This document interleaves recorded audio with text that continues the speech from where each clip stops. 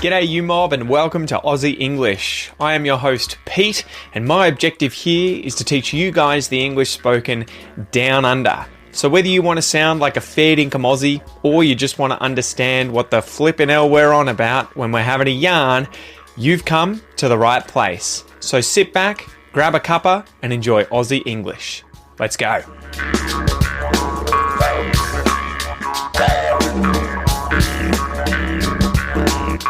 G'day you mob, how's it going?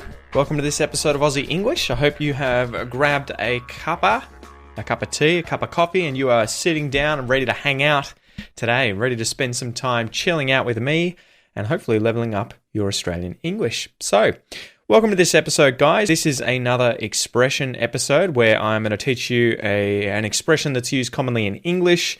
This is a rather Australian expression, like a shag on a rock. So we're going to get into that shortly. But before we do, guys, don't forget if you want all of the written transcripts for these episodes so that you can listen and read, this is the most effective way of learning any language, then make sure that you check out the premium podcast membership at aussieenglish.com.au/podcast.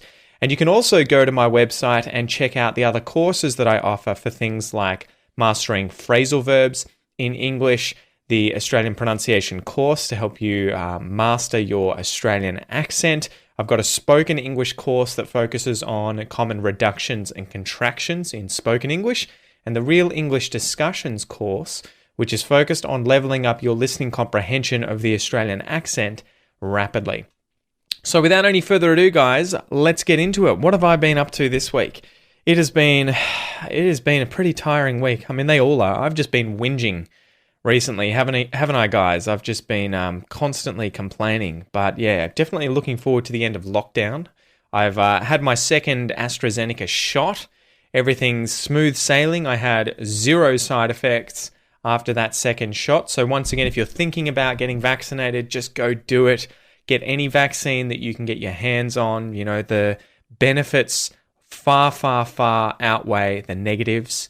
I know some people who've already died from COVID and it is just awful, guys. So if you can get vaccinated, please go and do it for yourself, for your family, for your loved ones, and for your community.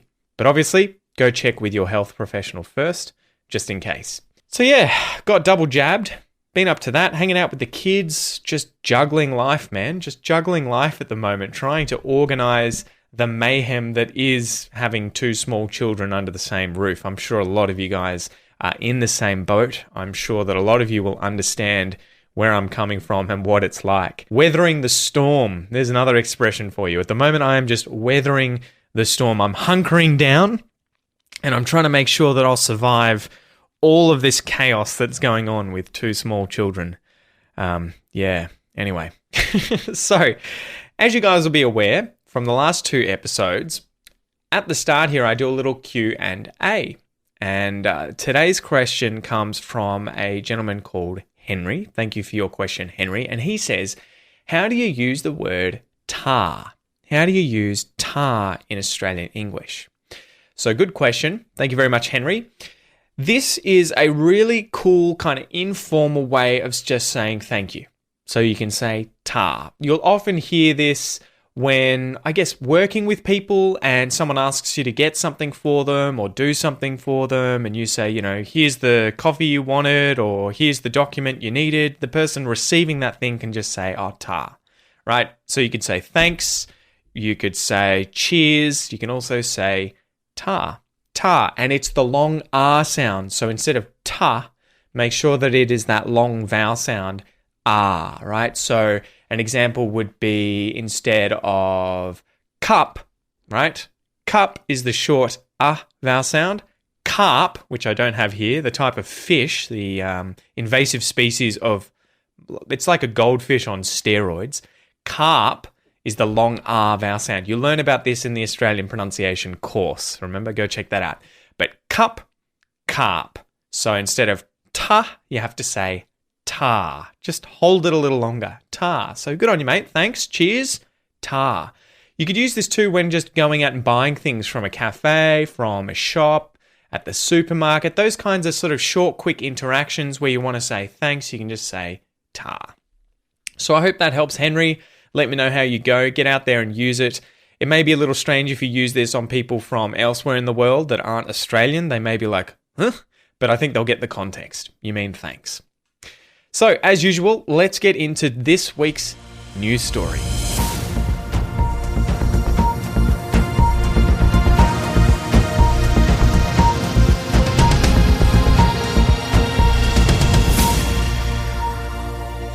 So, pied cormorant poo has been wreaking havoc for York Peninsula businesses this week. When guests arrive at the Stansbury Holiday Motel in South Australia's York Peninsula, they will be greeted by a sign warning them not to park under the pine trees.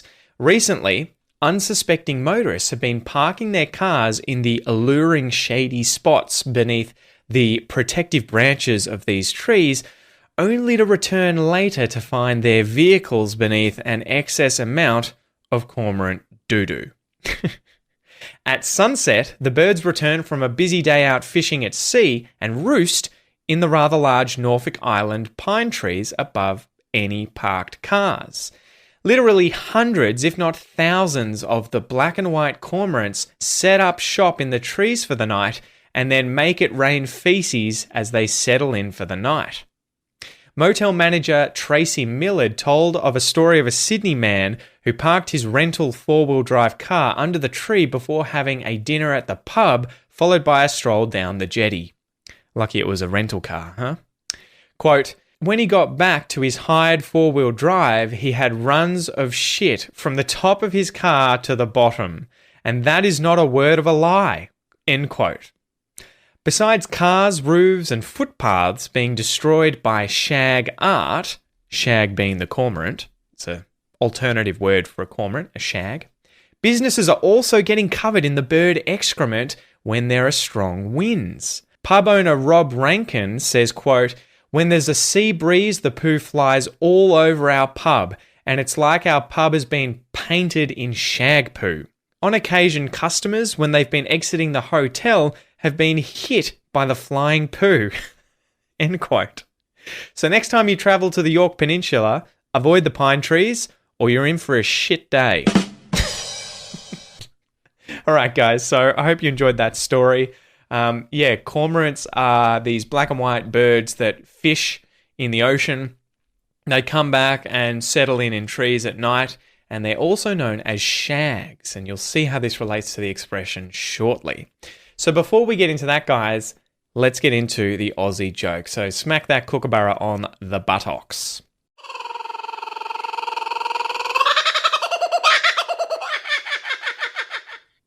So here's the joke, all right? Are you ready for it? What did the elephant ask the naked man? What did the elephant ask the naked man? You're going to hate me for this. How do you breathe out of that thing? How do you breathe out of that thing? So elephants obviously have trunks, and I think you'll work the rest out from that. Let's get into the expression. All right, so the expression today is to be like a shag on a rock. Like a shag on a rock. So let's go through the words. We'll then go through the definition of the expression, the origin, some examples, a pronunciation exercise, and then a little listening comprehension exercise at the end. So like, this is similar to something. If something's like something else, it's similar to that thing. So I am like my dad in that we both have beards. He doesn't have hair. Oh, I don't have hair on my head. He has quite a lot of hair. So we are unlike each other that way, but we are like each other in that we both have beards. A shag. This is a type of bird, a cormorant, right? These are also known as shags. I'd typically call them cormorants, but yeah, more recently, in recent years, after taking up bird photography, I discovered what they're actually called shags. This is confusing for many an Australian because a shag is the act of having sex in Australian slang, and this is much more commonly used, the word shag, in this sense than it is in the sense of a cormorant. People tend to talk about sex a lot more often than they will cormorants. I think that's a given, right? So yeah, you'll hear this in phrases like, I mean, again, it's informal. It's kind of the sort of thing you would talk about behind closed doors with friends, obviously, you know, and probably guys more than women. I can't imagine that many women just going around chatting to their girlfriends being like, yeah, I had a great shag the other day.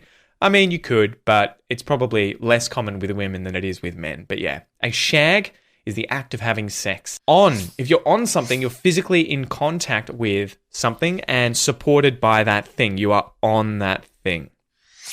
A rock. I'm sure you're going to know what a rock is, right? A pebble, a rock, a stone. This is the solid mineral material forming part of the surface of the Earth and other similar planets exposed on the surface or underlying soil. So those large, chunky bits of the Earth. A rock. So the definition of like a shag on a rock.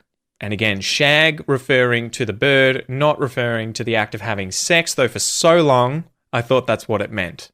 And I'll tell you about that in a sec. But the expression like a shag on a rock is to be in an isolated or exposed position. To be isolated, lonely, stranded, or abandoned. You are like a shag on a rock. You're like a cormorant sitting out on a rock that's often at the edge of the ocean or even in the ocean, right? If these cormorants sit on these rocks, usually basking in the sun, recuperating after they've been hunting, but quite often they are exposed, they are isolated, they're stranded out there, they're figuratively lonely and abandoned. I mean, who knows what goes on in the mind of a shag, but maybe they're fine. Maybe they're loners and they don't want to hang out with anyone. But yeah, that's the idea. Like a bird, isolated out to sea on a rock. To be like a shag on a rock is to be in an isolated or exposed position. For so long, I thought that like a shag on a rock was meaning something like really, really uncomfortable, like trying to have sex on a rock, or imagine you were camping and you were having sex in a sleeping bag with your partner and there's a rock under the sleeping bag. I always thought when growing up, when someone said, oh yeah, it's like a shag on a rock, or he felt like a shag on a rock, or it stood out like a shag on a rock, I always thought it was, you know, uncomfortable, awkward, strange, but doesn't mean that. It means isolated.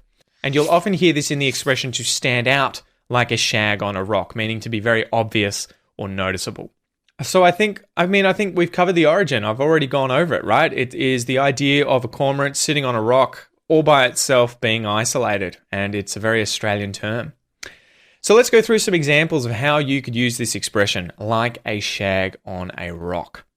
So imagine number one here, that you are single, you're on the dating scene whilst living in Sydney, right? So you download apps like Tinder or Bumble and you start swiping right in the hopes of meeting someone interesting that you could go out on a date with and hopefully hit it off. So you get a couple of matches and maybe you get on like a house on fire with one of these people and you guys organize a coffee, right? A coffee date. You organize catching up at a cafe. So you're meant to be having this date. You go to the cafe and you're waiting out there for ages and the person's a no-show, right? So they don't show up. They never arrive. They never come to the date. Because they've disappeared, you know, they bailed, they've become a no-show, they never came, you feel like an idiot because you were stranded, you were isolated, you were exposed, abandoned, you were all by yourself, you felt like a shag on a rock, right? And maybe if you're standing in front of this cafe and you are wearing fluoro-colored clothing or something, you're really obvious to the world, you could also say, you know, if someone was walking past, man, that guy looks like a shag on a rock. He's standing out like a shag on a rock. I hope he hasn't been left there by his date like a shag on a rock. Number two, imagine you're an adventurer who loves to go camping, bushwalking, surfing, rock climbing, you know, pretty much anything under the sun to do with the great outdoors down under in Australia. So you head down one day to the Yorke Peninsula in Australia, making sure not to park under any Norfolk Island pines, and you head down to the beach to go for a bit of a surf. So you get down there, and you realize that the conditions are pretty awful, but you still want to go for a dip anyway, right? You still want to get wet. You still want to catch a few waves, even though the ocean is like a washing machine. So you put on your wetsuit, you get your surfboard out, and you swim out to catch some waves. As you go out, you realize that there are literally 0 people on the beach. As a result, you feel isolated. You feel alone. You feel like a shag on a rock. You're all alone, there's no one else there, you're isolated, you feel like a shag on a rock. Example number 3, imagine you're a tradie, right? A tradesman or a tradeswoman working on a new house that's being built. Maybe you're a chippy, right? A carpenter who's helping set up the house frames.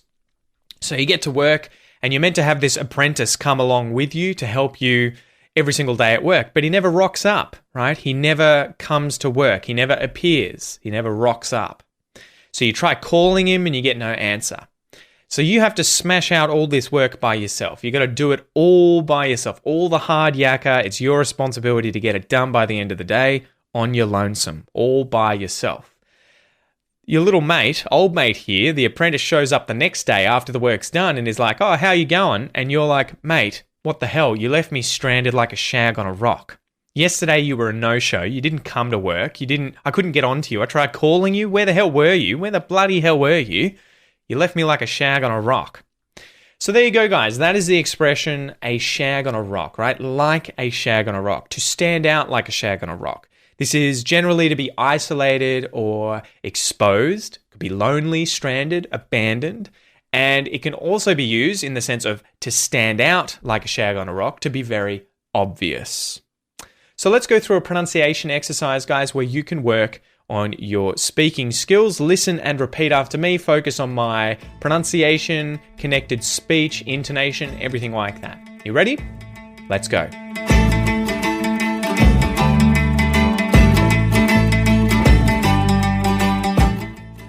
Like. Like a. Like a shag. Like a shag on. Like a shag on a. Like a shag on a rock. Like a shag on a rock. Like a shag on a rock. Like a shag on a rock. Like a shag on a rock. Like a shag on a rock. I felt like a shag on a rock. You felt like a shag on a rock. He felt like a shag on a rock. She felt like a shag on a rock. We felt like a shag on a rock. They felt like a shag on a rock. It felt like a shag on a rock. Good work, guys. There's quite a few interesting things happening here. I want you to focus on, in this case, the fact that a lot of the words in the expression like a shag on a rock, a lot of these words end with a consonant sound and are followed by a word that starts with a vowel sound. So like ends with a K sound, followed by a. Shag ends with a G sound, followed by on, ends with an N sound, followed by a. In each of these examples, when you say this phrase, the consonant at the ends of these syllables, like shag and on, start the next syllable. So they sort of move to the next word. So you'll hear like a shag on a rock. Like a shag on a rock. As opposed to like a shag on a rock. So this is something to focus on with the fluidity of your English, with the connected speech. When words start with vowels inside of sentences, or they are just vowels, like in the case of the word a, and the word before them, it ends with a consonant sound, the consonant will go to the front of the syllable, okay? That consonant at the end of the previous syllable moves forward, like a shag on a rock, like a shag on a rock. Anyway, before we finish up, guys, I have a line here from the movie Oddball. Now, Oddball is a great film that was filmed, I think, in the last 10 years down at Warrnambool in Victoria. So this is a seaside town along the coast near the Great Ocean Road. It's past where the Great Ocean Road ends. And the movie is about the small island off of the coast of Warrnambool that is called, I think, Middle Island, and there are penguins, fairy penguins or little penguins that live on this island.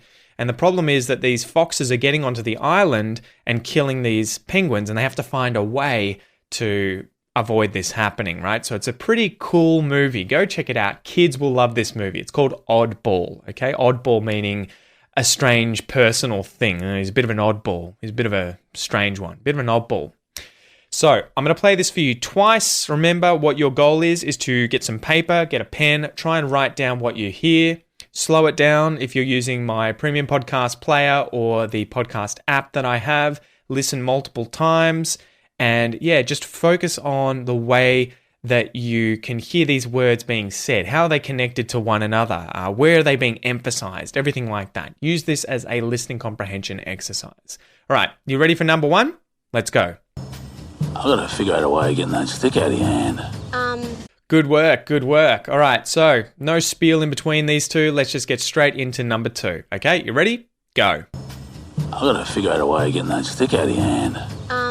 All right, good job, guys. Don't forget, if you want to see the answer to this little puzzle, download the free transcript for today's episode, or just check out the transcript if you are a premium podcast member. You can become a premium podcast member, remember, at www.aussieenglish.com.au/podcast, and it'll be written there for you to be able to check your listening comprehension skills. I'm Pete. Thanks for joining me, and I will see you next time.